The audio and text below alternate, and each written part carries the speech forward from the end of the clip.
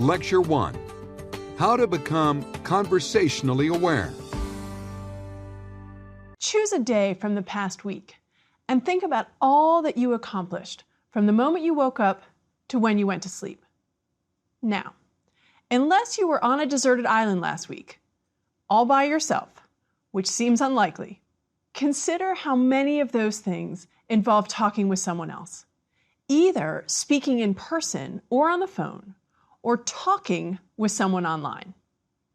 When we think about it this way, we quickly realize how many of the important things we do involve having conversations.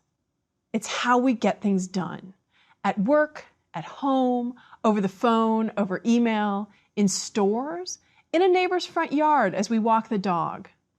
It's how we create, maintain, deepen, and repair relationships with other people.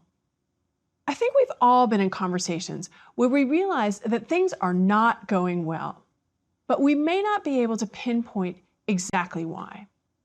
We can be left wondering, is it something I'm doing? Why is this other person proving so hard to talk to? Why is she getting so annoyed when I'm giving her helpful advice? Why does it feel like he doesn't mean yes when he says yes? I'll be talking about exactly these kinds of issues in this course, and I'll show you what you can be working on to become ever more skilled at making conversations work well.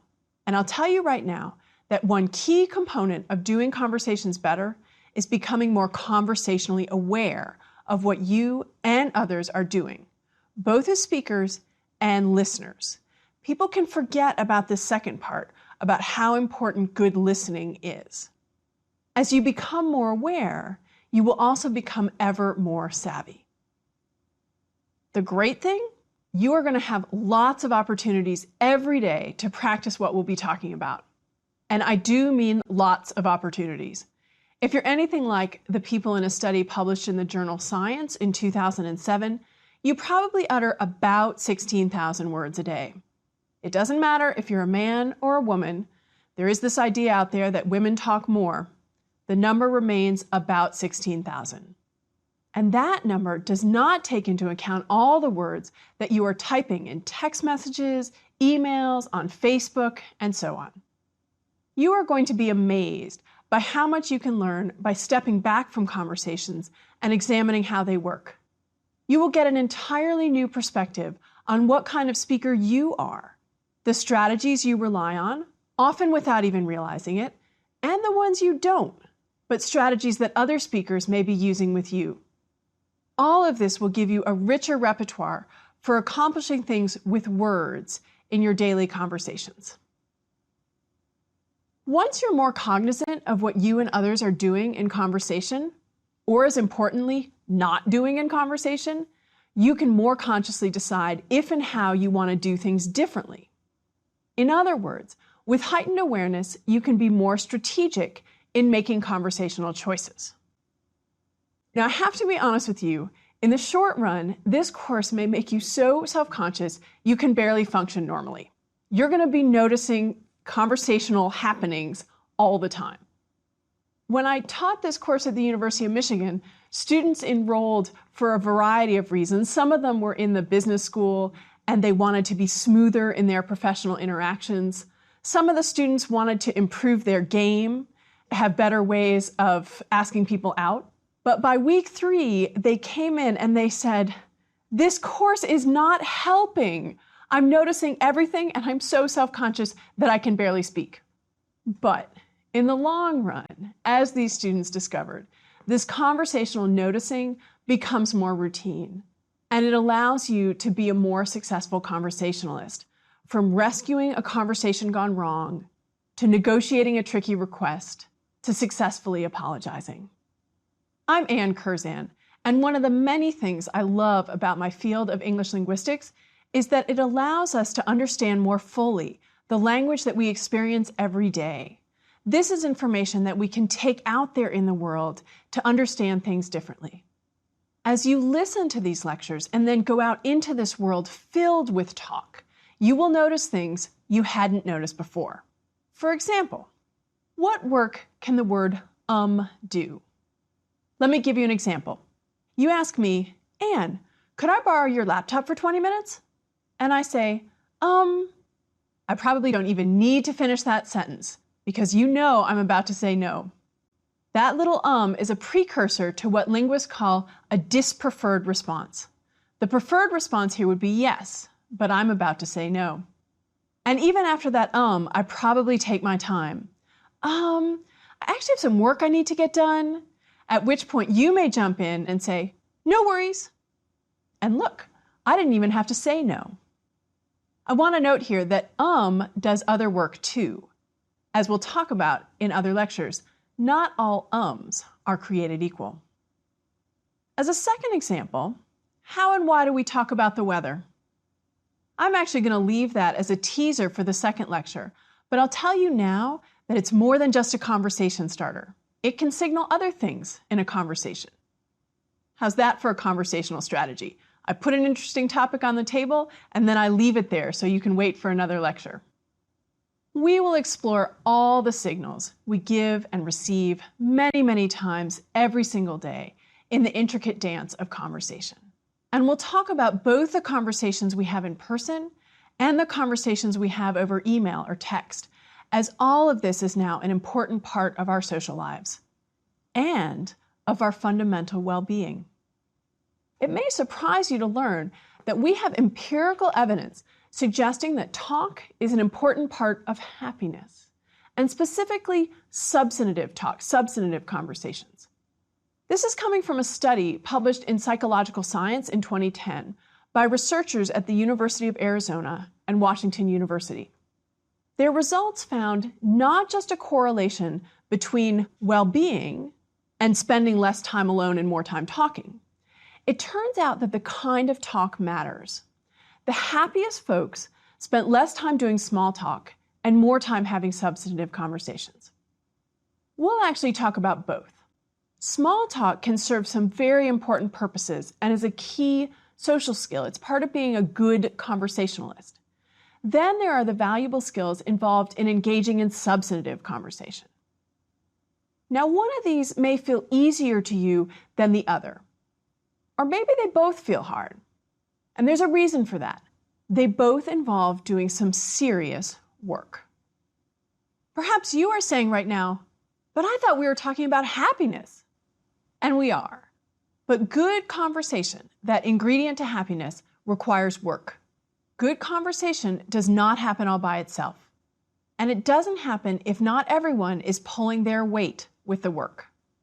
Let's listen in to a couple of people sitting next to each other at a dinner party. They know each other only casually and need to create conversation. Listen to their conversation, and then we'll talk. Hi, Jane. I'm so glad to see you again. Hi, Jim. Good to see you here, too. So, are the kids having a good summer? Yes, busy. Are they both still swimming? Because I thought I saw something in the newsletter, the community newsletter, that they were. Yes, still quite seriously. Wow. Well, I think that's great as long as they're both enjoying it. When I was a kid, I was seriously into tennis, but by college, I was completely burned out. I've barely even touched a racket since then. Oh, I didn't realize you were a tennis player. Yeah, I was on the junior tournament circuit and everything. I was pretty good. I had a really good serve. The whole secret of serve is for power. You throw the racket, but don't let go. You get that snapping motion. Like that. So, your oldest, she must be thinking about colleges now, yes? Well, actually, she just finished her sophomore year. Really? Oh, for some reason, I thought she was going to be a senior. Well, does that mean you'll be visiting some campuses this year? Yes, I guess so. Look at all that work Jim is doing. And I've been there, as you probably have too, where you're sitting there thinking, is this person ever going to pull their weight in this conversation? Jim asked 4 questions in this brief span and got pretty minimal responses, which didn't give him much to work with. Jane asked no questions in return. In the process, Jim offered multiple topics, but Jane neither followed up with any questions nor offered anything of her own to help. She left Jim to try something new or simply be silent and turn to the person on the other side to see if that would work better. It's no wonder that Jim might find this conversation exhausting. What is going on with Jane? Doesn't she want to talk? Or is she just not skilled at this? Too much time texting and not enough time face-to-face? People worry that electronic conversation is eroding our in-person conversational skills. In 2012, a study by Sherry Turkle along these lines made headlines in the New York Times. She's been studying how we are, quote, alone together, each interacting with our own device. These devices allow us to converse in sips, not gulps, as she puts it, not to patiently allow a conversation to develop and over time allow that trust to grow that comes with conversation. Turkle encourages us not to confuse connection with conversation and urges us to find times and spaces to talk, to put down those electronic devices and talk to each other. Now, I don't know whether or not people are worse in-person conversationalists than they used to be, but it does sound like some people are feeling like they may not have developed those skills. Conversation involves a skill set. Being a good conversationalist is not something that comes naturally to anyone who can speak, and we all know that from having met people who are not good conversationalists. It takes focus and practice. The good news is that it is an acquirable skill set if you work on it, which means not fleeing from conversation, as Turkle reminds us. Conversation is a kind of work, but it's enormously rewarding as it is how we establish deeper human connections. An important point to consider is that for conversations to feel less like work for everyone involved, it helps if we share responsibility for the work. Conversational work involves all the ways that we facilitate conversations, asking questions, providing informative answers, introducing new topics, picking up other people's topics, telling good stories, helping good stories along. For a conversation to work well, it's not just that two people have to talk, otherwise it would be a monologue. For it to work well, those two people need to share the work. They need to share the conversational burden. Needs to be that back and forth. So how can you facilitate that?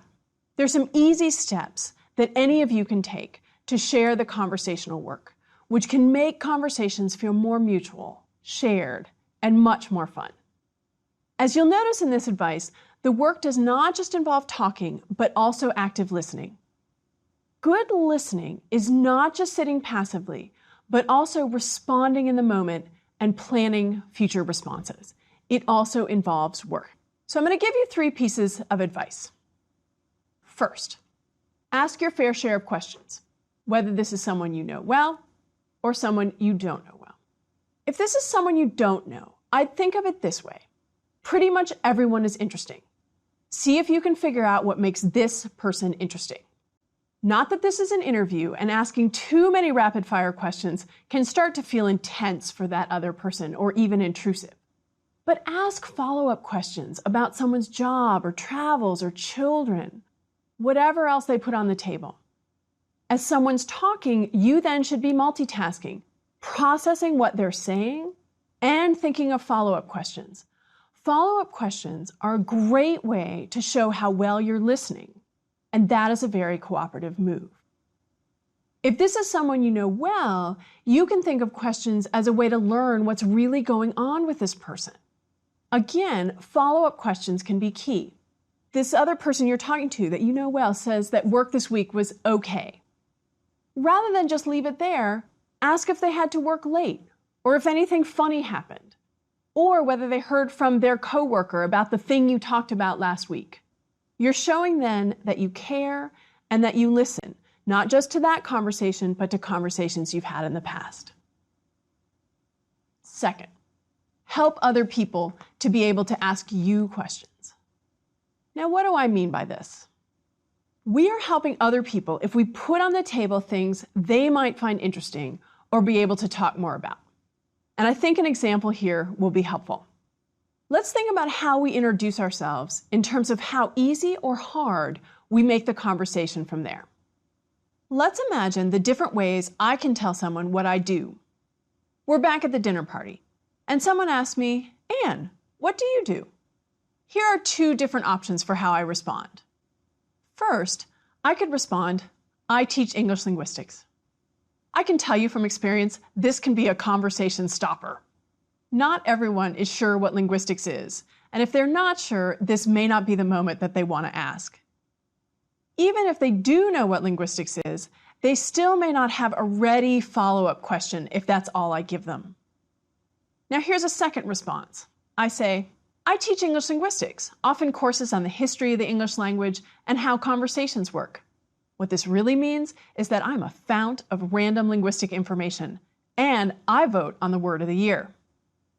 Now this response opens up a few things that this other person could ask me about if they want to. What's the word of the year? Tell me a random linguistic fact. As I have put on the table some accessible topics that might be of interest. The flip side of this piece of advice is to pay attention to the openings that other people give you and ask follow-up questions.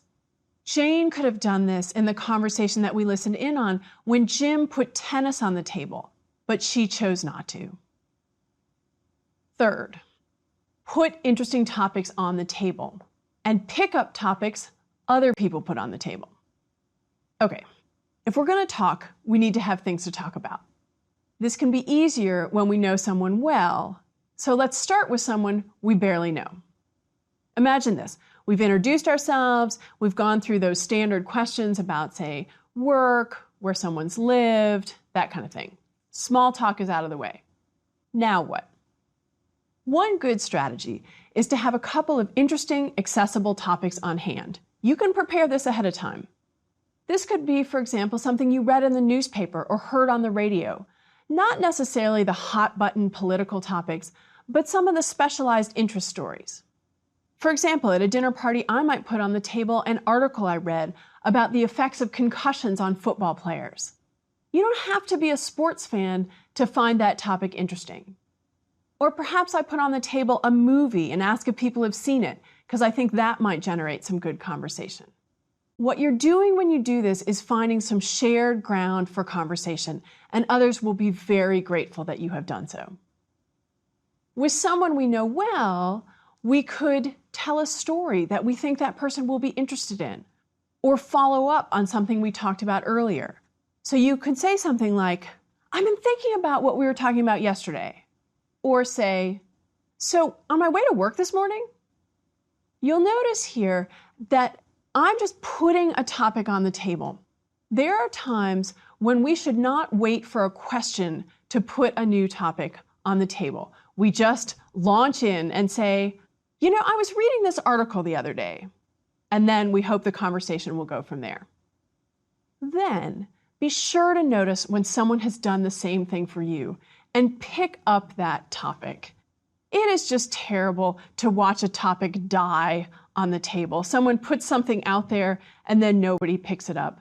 Don't let topics die. When somebody else puts a topic on the table, pick it up and see where the conversation goes. Now, there's potentially a gender difference here. There's a famous study by Pamela Fishman from 1978, which I know is old now, but it's still interesting and potentially telling. The study focused on who in a heterosexual relationship does more of the grunt work in conversation. Fishman studied 3 heterosexual couples in their homes. Can you imagine? These people had recorders on all day long. And in this study, she found a couple of things. First, women asked 2.5 times more questions. Men made twice as many statements and almost always got a response from the women. And doing that kind of response to a statement is very cooperative. Second, women introduced more topics, but more than half of their topics failed because the men did not pick them up. Men introduced fewer topics, but none of their topics failed because the women picked them up. In other words, in this study, women were doing more of the conversational work, carrying the conversational burden. Why women? Well, many women have been socialized into the role of being a conversational facilitator and see that as their role in a situation.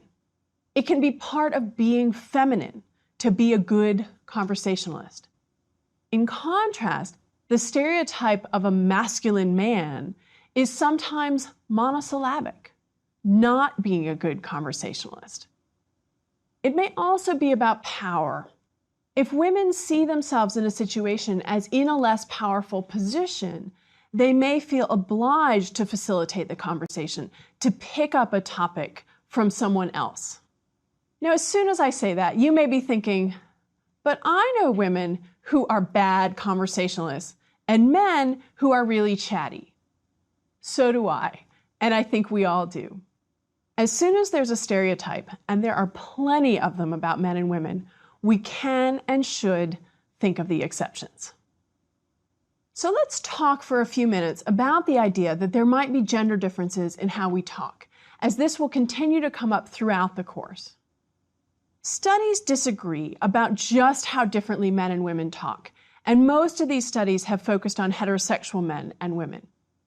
Some studies, like Fishman's, have found differences. Who's asking questions versus who's making assertions?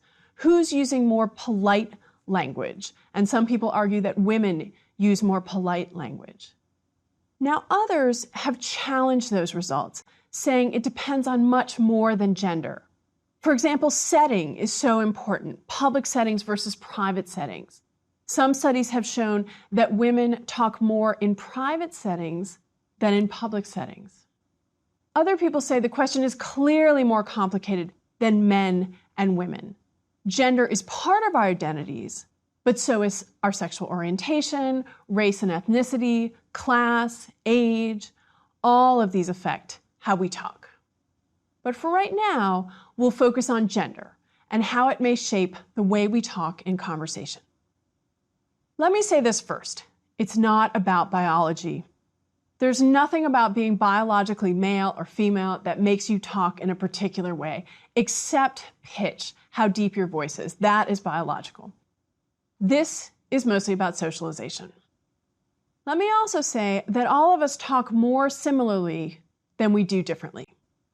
But people believe pretty strongly in gender difference between men and women, and that can affect how we talk.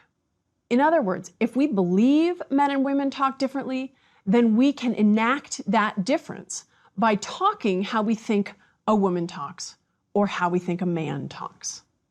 There's a useful theoretical idea here about what it means to do gender. The idea is that while we have biological sex, we do gender. We perform it. From the time we are little, we learn how to perform it. Let me give you some examples here about learning feminine and masculine ways to do things. How do you check your fingernails? The stereotype of the feminine way to do it is to hold up the back of your hand and look at your fingernails. The masculine way to do it is to put your hand more in a fist facing you and look at your fingernails. How do you check to see if there's something on the bottom of your shoe? Again, the more feminine way to do it, to kick your foot up behind you and check.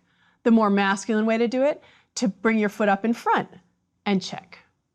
Where do you carry your books? Women tend to carry them up in front of their chest. That's seen as the more feminine way. The more masculine way is to carry them down by your side. And then there's the question of how we sit. Cross-legged, legs wide apart. Sometimes when I'm talking about this, I'll stop the room, we'll freeze and see how everyone's sitting. And we tend to see that more women are sitting with their legs crossed. That's not biological. The fact is that we pick up on subtle cues from the time we're young about how we're supposed to do all these things and how we're supposed to talk. We learn how we're supposed to talk to express gender, sexual orientation, and other parts of our identity. Really interesting studies show things like some boys lower their pitch before there's a biological reason to do so, because they've heard men with lower pitch, adult men, and they're trying to perform that gender. These kids are also imitating adults around them in terms of who's asking questions, who's making listening noises, who's making assertions, who's using particular kinds of words. And they get feedback about whether they're performing well. But of course, we also talk differently in different situations. I speak differently at work when I'm expressing a professional authority than I do at home when I'm having more intimate conversations with family. Now, of course, I'm still a woman in both of these situations, but my speech style is varying as I'm expressing different parts of my identity in different situations. Given all of this, you can probably understand why there isn't one set of rules for how to have a good conversation or how to be effective as a speaker in all settings. A good example here is that a female boss and a male boss saying the same thing can be read very differently because people's expectations for how that woman or that man will talk are different. This came to the fore in the 1980s when there were training programs for women where they were trying to help women be more assertive in the workplace. But women being assertive in the workplace actually didn't always go over well. It doesn't mean that women in the workplace can't strategically get done what they need to get done, because of course they can. But given expectations for how all of us will talk, each of us may have to do it slightly differently in every situation, understanding the context and who we're talking to. That said, there are general principles that underlie effective conversations and fundamental lessons that we can learn from those principles, and we'll be talking about those in this course. And then we all benefit from conversational awareness. Let's revisit the couple we saw earlier and see what happens when this particular man and woman share the conversational work and begin to forge an interesting and lively connection. Hey, Jane. It's good to see you again. Hey, Jim. Good to see you here. So, are the kids enjoying their summer? Yes, but busy. They're both still swimming for the club team every day, sometimes twice a day. You know, I think it's great as long as they both still enjoy it. Oh, they really do. You know, I have to admit, I find it a little hard to understand. I find it incredibly boring swimming, staring at that black line for half an hour or more, even once a week. Well, I'm glad to hear that they still find it fun. I wonder if it helps that there's a team involved. You know, when I was a kid, I was seriously into tennis, but by college, I was completely burned out. Barely touched a racket since then. Huh, I didn't know you were a tennis player. Do you think you'll pick it up again? Maybe. So much more fun. There was a lot going on here. Good questions and answers that opened up new conversational opportunities. Both Jane and Jim offered new subjects. Both followed up with questions. There was a little humor. It was an even exchange. And both of them suggest to the other that they're engaged, listening, and interested in learning from the other person and sharing with that person. Of course, language is only one of the ways that we present ourselves to the world and negotiate relationships. Conversations involve a lot of body language too. You probably noticed the way that Jane and Jim were making more eye contact in that second example, how they leaned in to hear each other and smiled. They also turned toward each other as a way to show engagement. We know how much the nonverbal aspects of conversations matter, and I'll point these things out to you in the examples to come. But as a linguist, as someone who makes a living writing about, thinking about, and noticing how other people and how I myself use words, I want to talk with you primarily about the wise and effective use of words to forge connections and to accomplish things. All of this talk happens on what linguists sometimes call the conversational floor, and that is the topic of the next lecture. Are you an interrupter? Or perhaps you're someone who gets interrupted? Are you concerned that perhaps you use too much and you're not sure why? We'll turn to these questions in the next lecture, and I promise to return to why and how we talk about the weather. Between now and then, I'd like to challenge you to engage someone you don't know that well in a substantive conversation and learn something interesting. Watch yourself doing the conversational work as you have this conversation, and I hope sharing the conversational work.